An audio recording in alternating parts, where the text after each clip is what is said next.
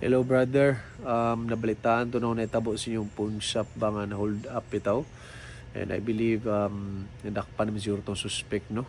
I hope okay na mo diya sa iyong pamilya brother. Feeling na ako nahitabo dito siya kay nabisi ka sa pagbantay sa Matrix. Mao jud to. Kay lisod mo guning magbantay tag Matrix kay magsige tag lakaw-lakaw sa kadalanan ba. Sa asa na ta mo abot bitaw. So na ko'y proposal nimo brother.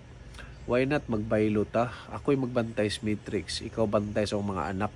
Upat man kabukong anak, tulo ka babae, isa ka laki, laking kinamagwangan, ilang mga edad is 3, 5, 7, ug 8. At least kung bata rin mong bantayan, nara ka sa inyong balay or nara ka makapuste dito sa pawn shop, tabang kag bantay ba.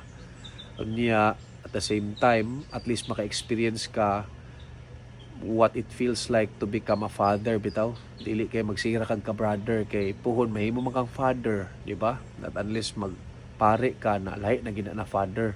Okay?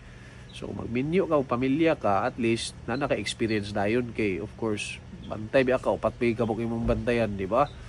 Medyo challenging siya, pero challenging man po nang magbantay sa Matrix, di ba? So at least tabla-tabla ra. If ever i-consider nimo, i-DM lang ko para masabutan na itong schedule ba ha? DM lang. Peace and love.